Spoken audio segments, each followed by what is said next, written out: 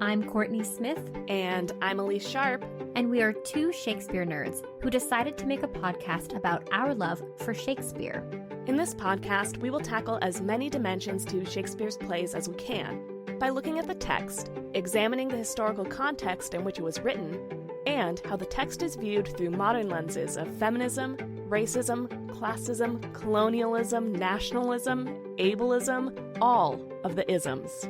We will discuss how his plays shaped both the past and present, and, as actors, how his plays can be responsibly performed today. All while trying our best to approach his works without giving in to bardolatry. So, Shakespeare Anyone?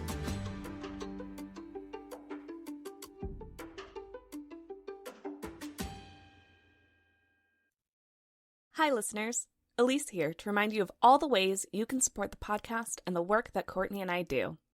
First up, we have a Patreon. Our Patreon patrons receive exclusive bonus content.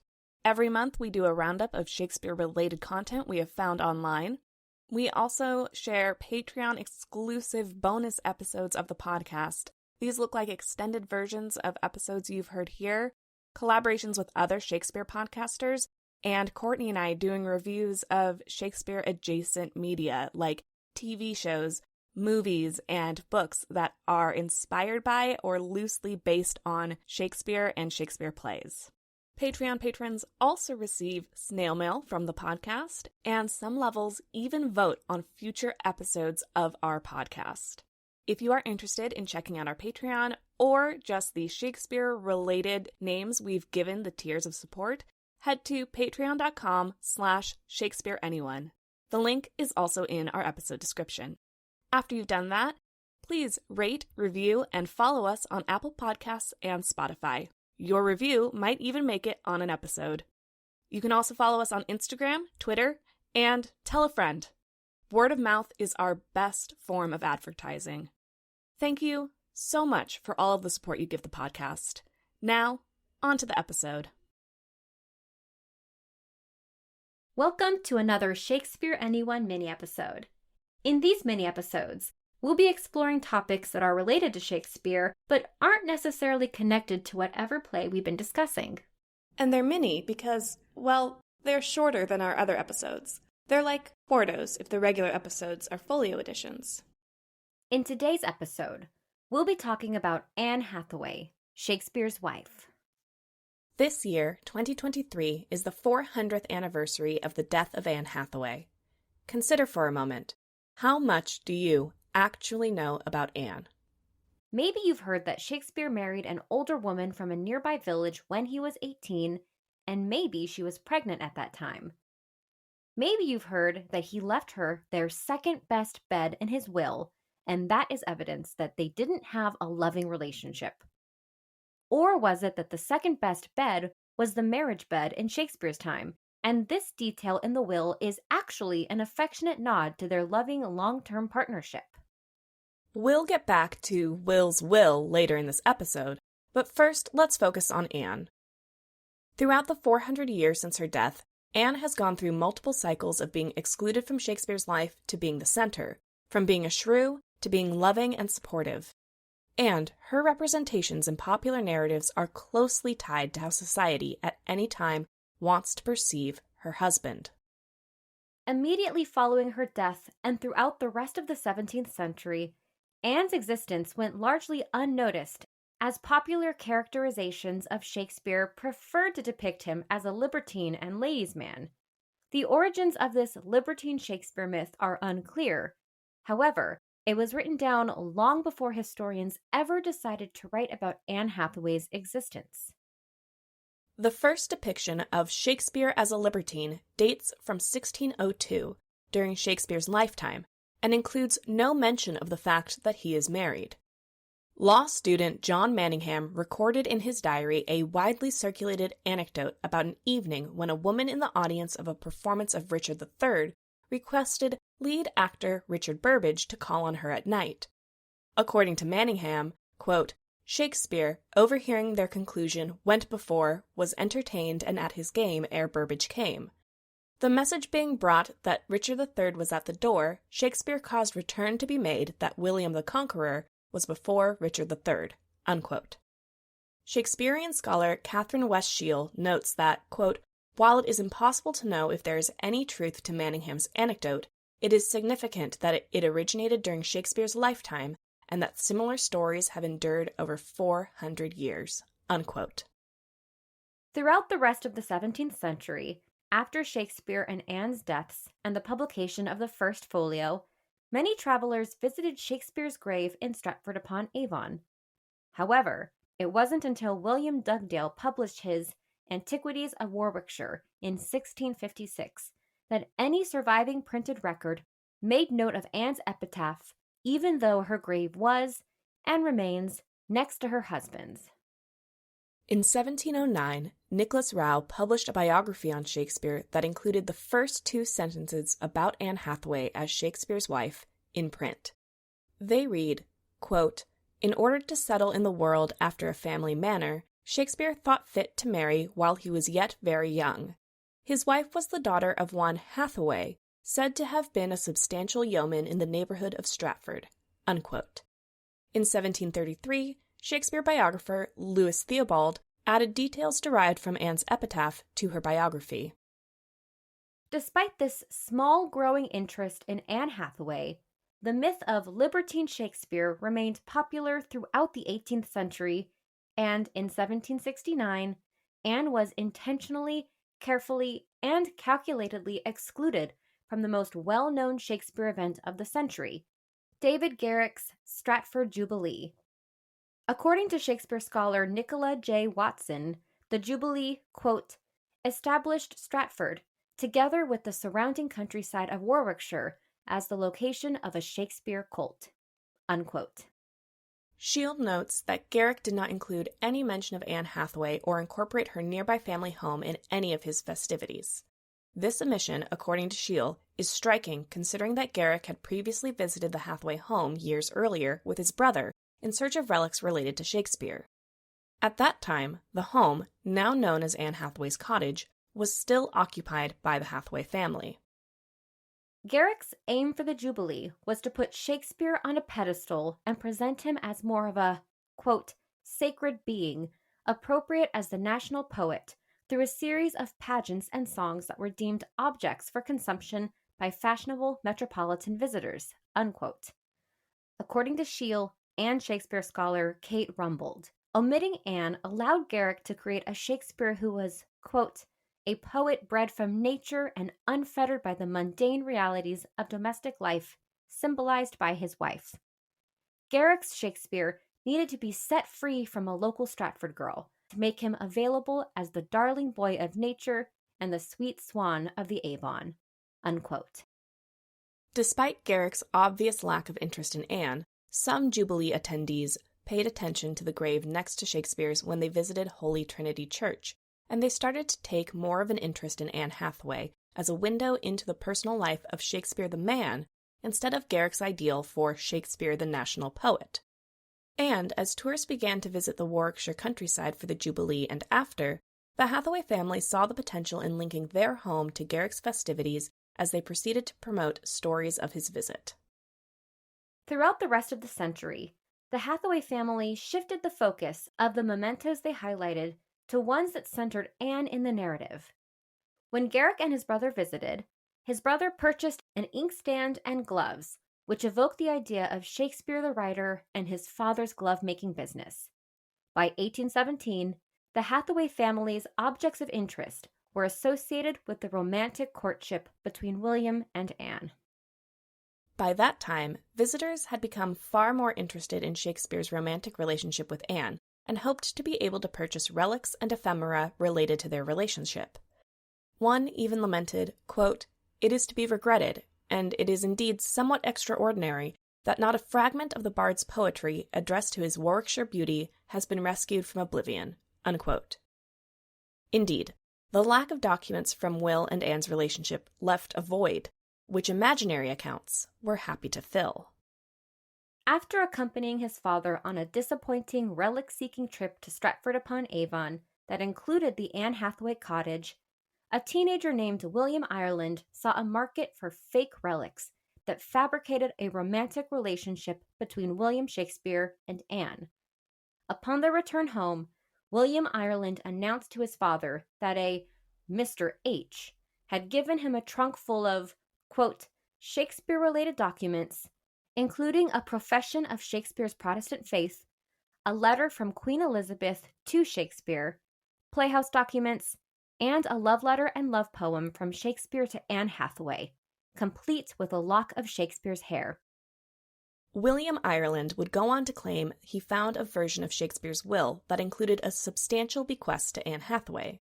These forgeries generated so much excitement that when the Irelands had a public viewing of their quote-unquote collection, they had to charge admission and create a timed entrance system to handle the demand.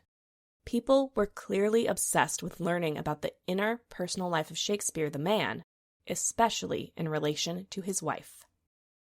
Ireland's forgeries were debunked by Edmund Malone, a Shakespeare biographer who sought to supplant ideas of a happily married Shakespeare with his own ideas about Shakespeare's marriage.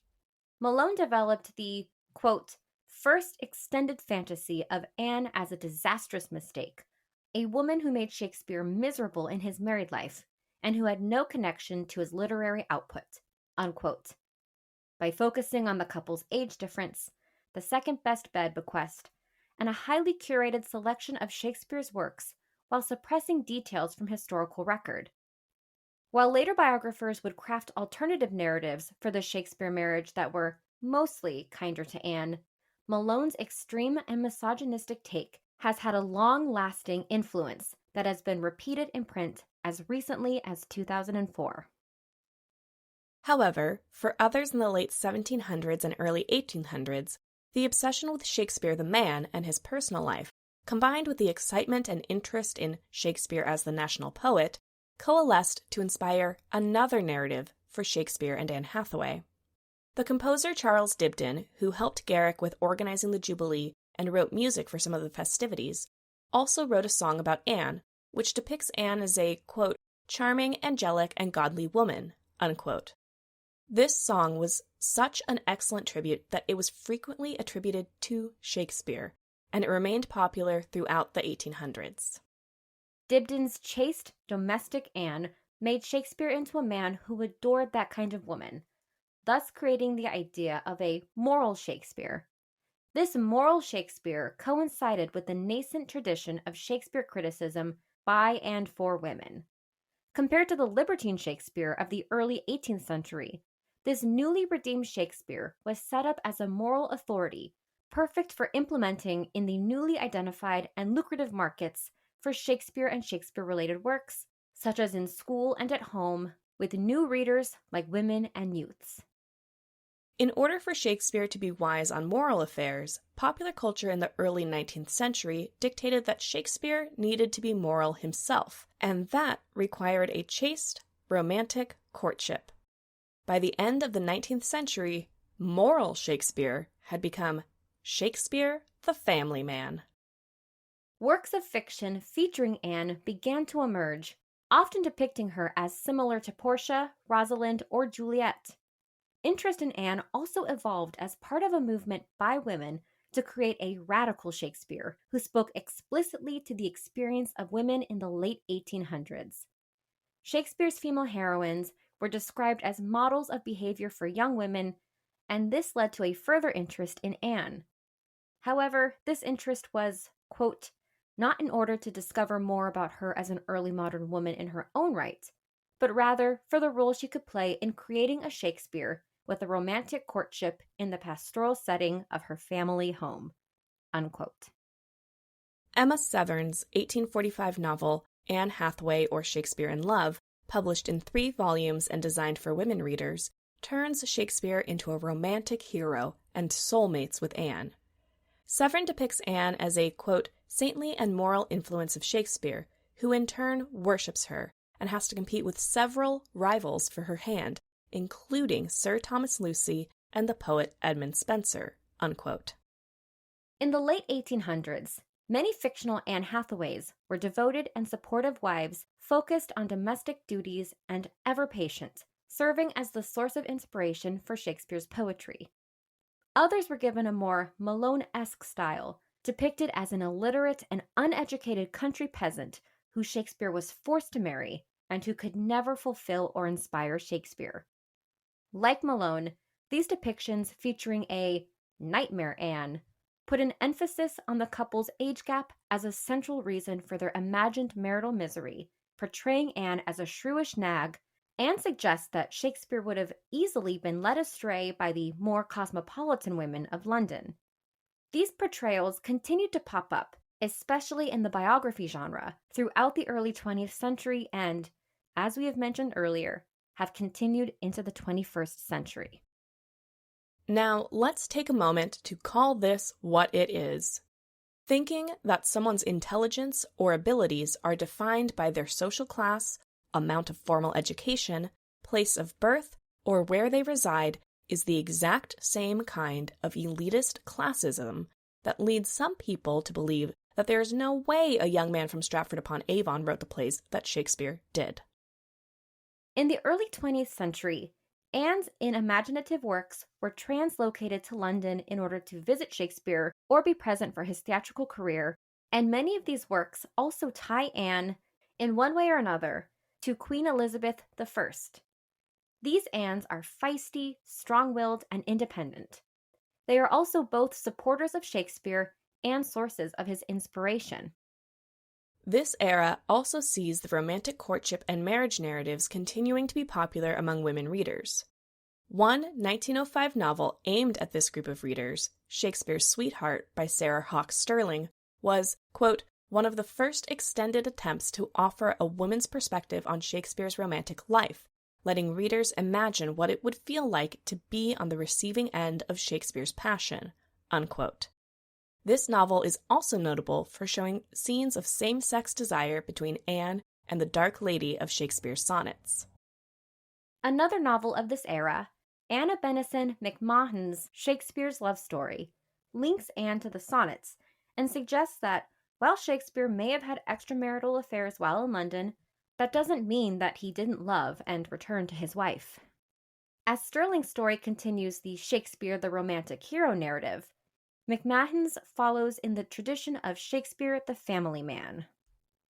In contrast, the early 20th century also saw the creation of another nightmare Anne in James Joyce's Ulysses, which was clearly inspired by Malone and similar writers.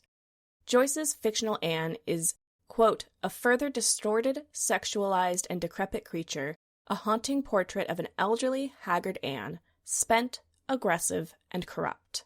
Unquote. Despite a chorus of virtuous fictional Annes that were created in novels and plays in response to the Joycean Anne, this portrayal by a male writer in one of the most influential works in modernist literature has had a pervasive and long-lasting effect on the conception of Anne Hathaway in the modern imagination. In the post-World War II era and the later 20th century, Anne is often depicted in opposition to dark ladies and other anti-Annes, as the nightmare Anne continued to be a prevailing narrative. In novelist and biographer Anthony Burgess's 1964 novel, Nothing Like the Sun, Anne is a quote-unquote sexual monster who pursues her own pleasure at the, quote, expense of satiating Shakespeare's libido, unquote, and his writing, and who insults his manhood. This leads Burgess's Shakespeare to find sexual satisfaction and inspiration in The Dark Lady. Burgess also repeated his negative portrayal of Anne in his 1970 Shakespeare biography. The Nightmare Anne camp continued to be influential in the 1960s through 1980s, as more Annes in both biography and imaginative works were, quote, lower class, backward, lascivious, and out of touch with Shakespeare's artistic life, unquote. It is interesting to note that Burgess's Anne and other similar Annes proliferated in parallel to the second wave feminist movement, the early years of feminist Shakespeare criticism, and a trend towards centering women's voices in the field of biography. The 1990s saw the return of an independent and inspiring Anne who can also satisfy Shakespeare sexually in Robert Nye's popular novel, Mrs. Shakespeare, The Complete Works. However, the decade, quote, also yielded one of the most successful anti-Anne texts, unquote, Shakespeare in Love, which we have discussed over on our Patreon. The film does not feature Anne on screen, but centers an imagined affair with Shakespeare and a noblewoman, Viola de Lesseps. In both the film and the 2014 stage play adaptation, Shakespeare refers to his marital relations as non-existent and his wife as cold. The years surrounding the new millennium saw a drastic increase in Shakespeare biographies. Many put a new, quote, emphasis on Shakespeare's Warwickshire life, and by extension assign greater importance to Anne, unquote. These include guest of the pod Jonathan Bates' Soul of the Age and Germaine Greer's Shakespeare's Wife, which seeks to use archival research to, quote, fill in the wife-shaped void in the biography of Shakespeare, unquote, and suggests Anne may have been involved in putting together the first folio. However, the most popular biography to come out of this time period continues the nightmare Anne trope. Stephen Greenblatt's Will in the World, quote, tells a story of Shakespeare as an artist trapped in a loveless marriage, miserably yoked to a woman who cannot share his art, from whom he must eventually escape to find love, success, and sexual satisfaction, unquote. Just as the Nightmare Anne narrative continues to feature the same elements over and over, Greenblatt's work does not add any new evidence or fresh discoveries from the historical record. Instead, he, admittedly, places an emphasis on telling a good story about Shakespeare. Scheel notes, and perhaps our listeners have noticed, that, quote, there is an alarming correlation between constructing a Shakespeare for a popular audience and offering a pejorative portrayal of Anne Hathaway, unquote. We also note that throughout history, when the audience for works has been largely white, wealthy, and cis men, that is most often when the Nightmare Anne appears. However, in works geared to women audiences, Annes are given more agency and an expanded variety of personas. As we've seen from the 1800s onward, Annes in fictional works from the early 2000s and 2010s continue to feature independent Annes who have a love interest in Shakespeare and whose personal views on the world reflect the issues faced by modern women. We also continue to see illiterate Annes, as well as Annes who are educated enough to critique Shakespeare's poetry or even be the true author of his works. And we also continue to see Annes who are sexually empowered and fulfilled. In the late 2010s and into present day, we continue to see popular works featuring smart and empathetic Annes who are engaged in Shakespeare's work. At the end of Lauren Gunderson's 2017 play, The Book of Will, a literate Anne is presented with the first copy of the first folio as a gift from her deceased husband's friends, intended as a thank you for her permission or role in letting Shakespeare be a writer. The 2019 musical Anne Juliet depicts Anne and Shakespeare working together on a rewrite of Romeo and Juliet, Anne's idea. As of this recording, the musical is in performances on Broadway and will be on tour in the United States and the United Kingdom in 2024. And Maggie O'Farrell's 2020 novel, Hamnet, focuses on Anne and William as parents and their grief after the loss of their son. So that's how Anne has been imagined or excluded from Shakespeare narratives over the past 400 years. But if you're like us, you may be wondering, okay, Kourtney and Elyse, that's a whole episode on what people thought of Anne. What do we actually know about her? And when are we actually getting to Shakespeare's will? You promised to talk about Shakespeare's will. And that time is now. Here are the facts of Anne Hathaway's life, as we can tell from surviving written records. Anne Hathaway was most likely born in 1555 or 1556 if the inscription on her grave is correct, which says she died at the age of 67 in August 1623. She was one of 10 children born to Richard Hathaway, a yeoman farmer who was a tenant at a farm then known as Hewlands, which would become the Anne Hathaway Cottage. No evidence survives about Anne's interpersonal relationships with her parents or siblings. The Hathaways were a well-connected and respected family in the village of Shottery, just outside Stratford-upon-Avon. Richard Hathaway held a number of leadership roles in the community and was an influential member of the Shottery community. It is likely that William Shakespeare's father, John, and Richard Hathaway were close friends. In fact, as early as 1566, John paid some of Richard's debts. The families were and would remain closely knit for several generations, well into the 1700s. Anne's marriage to William Shakespeare may have been arranged by their fathers before her father's death. The marriage was typical for the early modern era, as the families were close and of similar status. Speculation surrounding the marriage has been inspired by inconsistencies in name and place details included in the marriage license compared to the marriage bond. It is most likely that the clerk who wrote the marriage license was fairly incompetent. Shakespeare biographer Samuel Schoenbaum notes that the clerk was, quote, careless at least, for he got a number of names wrong in the register, unquote. The bond, however, was backed by family friends who most likely got those details correct. Anne gave birth to Susanna Shakespeare in May 1583, 6 months after the marriage, and therefore clearly conceived prior to the marriage, and then to twins Hamnet and Judith 2 years later. While it is unknown why the Shakespeares did not have additional children, according to Shakespearean scholar Jean Jones's study of the family lives of early modern Stratford residents, families were most commonly 3, 4, or 6 people in size. Therefore, the Shakespeares were a normal-sized family household for their area. Shakespeare purchased New Place, the second largest house in Stratford, in 1597 as his gentleman's family home.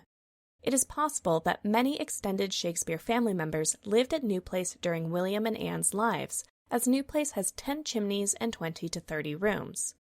There is also evidence that influential members of the Stratford community lived there or were entertained there. Archaeological evidence shows that the Shakespeares lived an affluent lifestyle at New Place.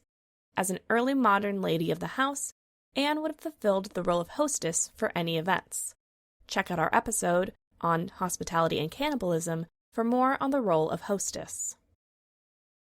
New Place was also the site of cottage industries most likely managed by Anne. Archaeological evidence points to these industries being most likely crafts such as boneworking for buttons or offcuts, and textiles, specifically textile production and maintenance. Archaeologists also discovered an oval pit in the back plots that may have been an oven/kiln, brick storage, or possibly a quarry. It is also feasible that New Place had some sort of brewing business. Stratford was known for its brewing industry, and a 1598 note on corn and malt shows that Shakespeare hoarded malt at New Place. Since Shakespeare was likely in London in 1598 when that malt was hoarded, and when he ordered stone for repairs or renovations, it very likely may have been Anne who oversaw both the construction at New Place and the brewing business. She at least had a major role. Additionally, the 1602 will of Thomas Whittington, the Hathaway family shepherd, confirms that Anne was a prominent and respected member of her family and community. In the will, Whittington leaves money to the poor and entrusts it, quote, in the hand of Anne Shakespeare, wife unto Mr. William Shakespeare, unquote. The fact that Whittington chose to single out Anne above other members of her family as the trusted recipient of his funds shows that she was respected and could be trusted to manage financial bequests of others. However, Anne is now remembered most for 12 words written in an interlineated line in William Shakespeare's will. On the third and final page, this line most likely reads, quote, unto my wife I give my second best bed with the furniture, unquote. And these words have caused much conjecture regarding the relationship between Anne and Will. Edmund Malone first advanced the argument that the addition of this line pointed to Shakespeare forgetting his wife and adding her in at the last minute, and, as we have discussed, others have expanded on this idea. It is important to note that the will exists in different stages of finality, as other changes were made to each page in addition to this line to the third page. Scheele argues that, quote, in Shakespeare's play texts, scholars allow for a variety of accidental omissions in the printing process and in the transmission of texts that have nothing to do with Shakespeare, but are the result of secondary circumstances. The same possibilities may obtain for the composition of a will, unquote. Indeed, Scheele notes that Shakespeare's lawyer, quote, was known for producing imperfect and uncorrected wills, unquote. Additionally, the the meaning behind the second best bed is still uncertain. Jean Jones noted in her study of early modern family life that the bed was the most important item of furniture, so bequeathing a bed isn't definitively insulting or complimentary. Additionally, in another early modern will from 1608, Thomas Combe also bequeathed his second best bed to his wife. Presumably, this means that Shakespeare's bequest is without acrimony. This was just a thing early modern husbands made sure their wives got in their wills. But since we can't ask Shakespeare, we can't know for sure what he meant by it. It is interesting to note that Anne may have been the one who encouraged Shakespeare to make a will at all, as the Hathaways had a long tradition of making wills and the Shakespeares did not. Will's parents and siblings did not leave wills that survive today, while many Hathaway wills do. Whatever hand she had in the genesis of the document that she would be most remembered by, we want to take a moment to highlight how those who knew Anne chose to remember her. After Anne's death in August of 1623, she was buried to the left of her husband between his grave and his monument. Burial in Holy Trinity Church was prestigious, but not exclusive, and depended on the ability to pay for the burial space. 5 Shakespeare family members are buried near the altar of the church. Of these 5, Anne is one of 3 with epitaphs in Latin.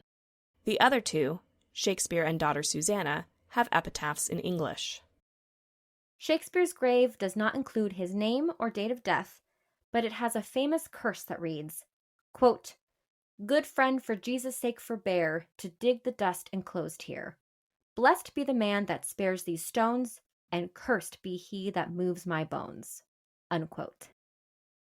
Anne's grave is the only grave out of 5 whose epitaph is engraved on a brass marker, which suggests she was pious and devout and, quote, remembered with intense affection for her important role in her family, unquote. Her epitaph was likely composed by her daughter Susanna Hall or those close to Susanna. It reads, quote, "Here lieth interred the body of Anne, wife of William Shakespeare, who departed this life the 6th day of August, 1623, being of the age of 67 years." Unquote. This epitaph continues in Latin, here translated. Quote, "Mother, you gave me the breast, you gave me milk and life. Woe is me, that for so great a gift my return will be but a tomb. Would that the good angel would roll away the stone from its mouth, and that your form, like the body of Christ, would come forth. Yet my prayers are of no avail. Come quickly, Christ, that my mother, though shut in the tomb, may rise again and seek the stars." Unquote. Ultimately, like Shakespeare, we can never know the real Anne Hathaway. So, when encountering depictions of her that go beyond the facts of the historical record, Scheel notes, quote, "It is worth maintaining some degree of skepticism about the ways she is constructed, whether couched as fact or fiction," unquote, and to consider the version of Shakespeare that is being constructed through her depictions. And that's Anne Hathaway, Shakespeare's wife. Thank you for listening to this episode. I'm Kourtney Smith. And I'm Elyse Sharp. This is Shakespeare Anyone? Thank you so much for listening to Shakespeare Anyone. Works referenced in this episode are available in the episode description. Our theme music is Neverending Minute by Sounds Like Sander. If you would like to support us, it would help us out if you would hit the subscribe button, like us, leave a comment, write a review, share us on social media, tell a friend about us, all the things. We'd appreciate it. You can also support the podcast at patreon.com/Shakespeare Anyone. Patreon patrons get access to exclusive bonus content throughout the year. The link is also in the episode description. For more, you can visit our website, shakespeareanyone.com, follow us on Instagram at Shakespeare Anyone Pod, or Twitter at Shakespeare Anyone. For Twitter, that's Shakespeare Any and the number 1. Every other platform is spelled out like the name of the podcast. Now, because you listened all the way to the end of the credits, here's a completely random Shakespeare quote for you.